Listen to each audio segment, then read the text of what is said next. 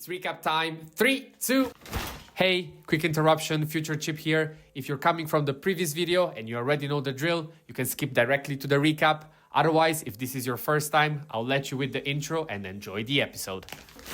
1. Hello everybody and welcome to the Shower Podcast, the podcast where I'm in my shower and you do you. I'm your host Chip and this is not my usual intro. This is a bit of a special episode. Unfortunately, I will be away for a few days and I found out this interesting way of filling the gaps with recaps from previous episodes. If this is your first time here, use it as an opportunity to find topics that you might be interested in and go back to listen to the original ones. If you are a usual listener of the Shower Podcast, well, again, this might be a rehearsal of topics that you might be interested in. Otherwise, I understand if you want to wait for me to be back. But in the meanwhile, the podcast needs to continue and we need to reach day 365. Having said that, I will not keep you longer. Thank you very much for listening. As always, a like and a subscribe, they are always welcome. And now, recap time. Welcome to the deep dive. Okay, so today we're doing something a bit different, something really unique, actually. Yeah, we are.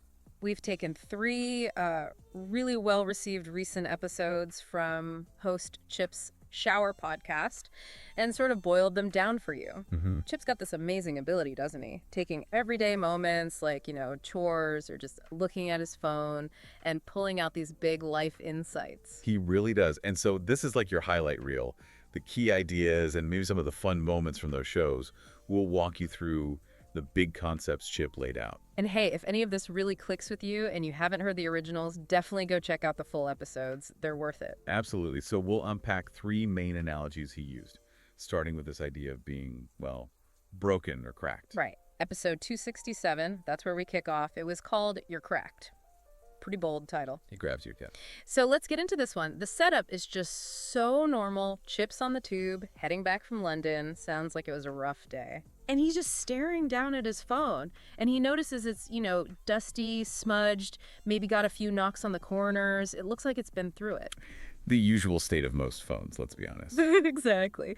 But the light bulb moment was, it was still working perfectly fine. And that led him to this whole phone analogy. We have this mental picture, don't we, of the perfect phone.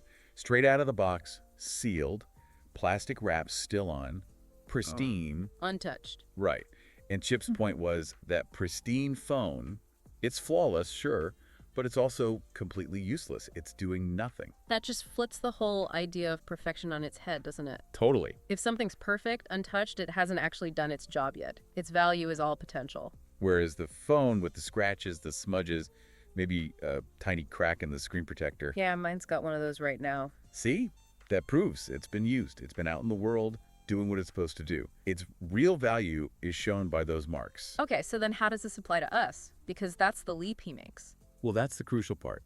We spend so much time comparing our messy, real, scratched up selves to everyone else's shiny online profiles, their highlight reels. Right, the curated perfection. Exactly. And we see our own cracks, our struggles, our mistakes, our vulnerabilities, and we think they're failures. Signs we're not good enough. But Chip flips that too. He brings in some psychology here, talking about how those flaws, those scars, the metaphorical dents we all carry, they're actually proof we have lived. Marks of experience, yeah, not weakness. He talks about something called post-traumatic growth, PTG. Okay, PTG. What's the core idea there? Is it just bouncing back? Well, it's a bit more than just resilience, which is often about getting back to where you were before. PTG suggests that sometimes going through something difficult, something that cracks you, it forces you to adapt, to rebuild in a way that actually makes you stronger or more capable than you were before the break. The structure changes, fundamentally. So the damage itself can lead to positive change. We're not just patching things up, we're potentially upgrading. Precisely. The crack isn't just a sign of damage. It can be the visible evidence of where something new and stronger has formed to mend the break. Real strength doesn't come from avoiding all damage. It comes from going through it and integrating that experience. Wow. Yeah. It's about how you heal and adapt. And I loved his point about relationships too, that perfection feels kind of cold, untouchable, impersonal. But when you let someone see your cracks, your imperfections, that's where real trust and connection happen. It's honesty. It shows you're human, you've been through stuff. It's vulnerability building bridges. Being cracked isn't an insult in this view. It's like a badge of honor. You were tested, you bent, maybe you broke a little, but you kept going. You adapted, you endured. Okay, so if we accept we're these valuable, well-used, maybe slightly cracked individuals, Which we are. then the next question is, how do we manage the ongoing process of being used? All the demands, the tasks, the life stuff. Exactly. And that leads us straight into the next episode Chip did. Number 268, You're Cooked. You're cooked. Okay, from cracked to cooked. I see a theme. There's definitely a theme. Here, he uses the pot analogy. Picture an empty cooking pot on a cold stove. That's like you at the start of the day or week, maybe. No pressure yet. Blissful silence. For a moment. Uh-huh. Then life starts dropping things in. Emails land. Meetings get scheduled. Bills arrive. Errands pop up. Tasks for work, for home. The pot starts filling up. And the heat gets turned on, bit by bit. The pressure starts to build. And the immediate reaction for most of us is, I need to empty this pot, get it back to zero. We chase that empty to-do list. That's the big trap right there. Chip mentioned Oliver Berkman's idea. There will always be too much to do. Always. So chasing empty is like chasing a mirage. Not pretty much. The list just refills. Trying to keep it perfectly empty just sets you up for feeling constantly behind, constantly failing. But okay, you don't want an empty pot anyway, right? Because that's stagnation. You mentioned some science behind needing some heat. Yeah, the Yerkes-Dodson law. It basically says that a moderate level of stress or pressure, like a gentle simmer in that pot, is actually optimal for performance. Okay. If the pot's completely cold, nothing's happening. You procrastinate, you drift, no motivation. That simmer, though, it keeps things moving, focuses the mind. So a cold pot is bad, but obviously a pot boiling over is also bad. That's burnout. That's total overflow. The water spitting everywhere. You can't think straight. Productivity tanks. So the real skill isn't about emptying the pot. It's about managing the temperature. Upgrading the pot, maybe. Learning to control the heat. Exactly.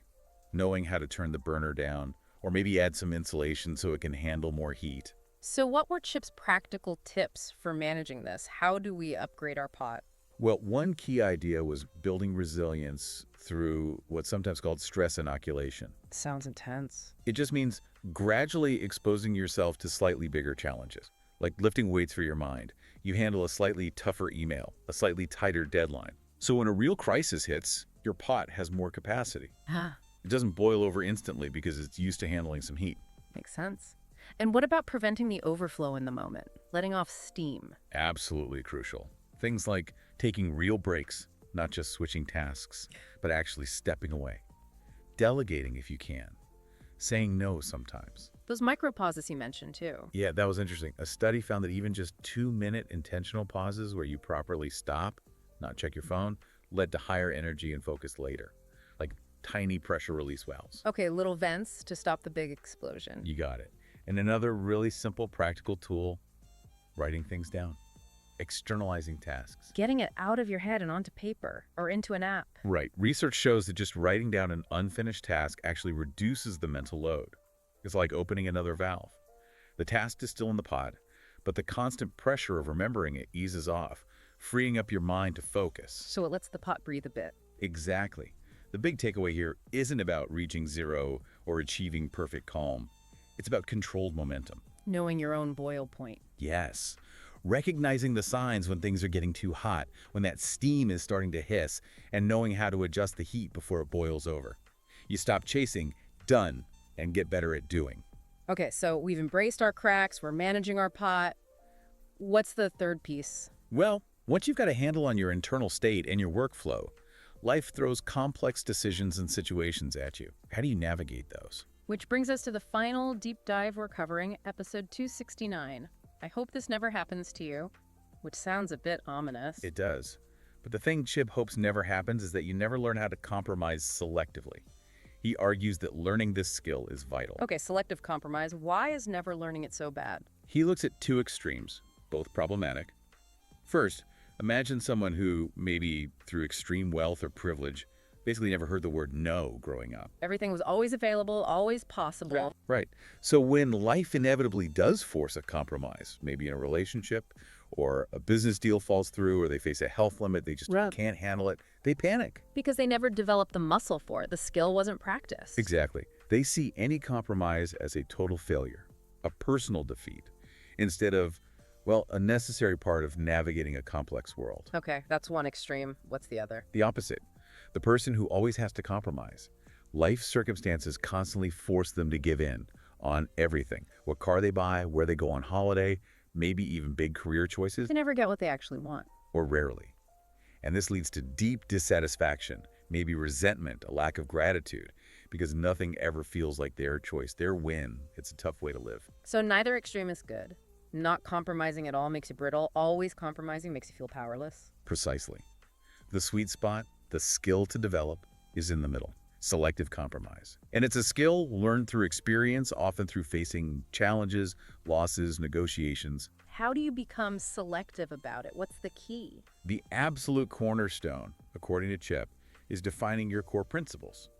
What are the absolute non-negotiables for you? Like who you are fundamentally, your values. Yes, your identity, your ethics, how you believe people should be treated, your fundamental approach to work or relationships. These are the things you don't compromise on. Because compromising on those feels like Compromising yourself. yeah. That's where the real feeling of failure or self-betrayal comes in. If you let external pressure change who you fundamentally are at your core, then yeah, the pot might look managed, but you've hollowed yourself out. That makes sense. But defining those core principles, that sounds hard. Isn't there a danger people just list everything they like as a core principle and become totally rigid again? That's a really sharp point, and yes, that's the trap. Being selective requires serious self-honesty. A true core principle should probably be something you'd walk away from a situation over. Ah, okay. It has real stakes. It should feel genuinely costly to compromise it. If Right. it's just about, I don't know, your preferred brand of coffee or the color of your office walls, that's likely a preference, a non-core issue. Got it. So lock down the few truly essential core principles and then And then on everything else, on the non-core stuff, that's where the skill of selective compromise comes in. You develop the flexibility to read the situation, make strategic concessions, give ground here to gain something more important there. you can let go of the less important stuff because you know you're protecting what truly matters. Exactly. You learn to be okay with getting less than your ideal outcome in those non-essential areas. It stops you from panicking when life inevitably asks for bigger compromises later because you've practiced the skill on smaller things. Wow. Okay. That ties it all together beautifully. What an amazing arc Chip took us on, all starting from just, looking at his phone or thinking about chores. It really is quite profound. So we started internally, right? Embracing the cracks as signs of a life lived. Proof of use, not failure. Then we moved to the active management, controlling the pot of daily pressures, using tools like stress inoculation and externalizing tasks. Managing the heat, finding controlled momentum. And finally, the strategic layer, applying selective compromise, knowing your core principles so you can be flexible on the rest. Thank you, Chip, wherever you are, for finding depth in the mundane. It's inspiring stuff. And it leaves us, and you listening, with maybe one final thought to chew on. Building on that last idea about core principles. Yeah. Thinking about your own life, your own pot, and your own cracks. What is the one non-negotiable principle for you? The one thing that, if you compromised on it, you would truly feel like you had failed yourself. Oof. That's a heavy one. Definitely something worth some real thought. Thank you for joining us for this deep dive today. It's been fascinating. It really has. See you tomorrow.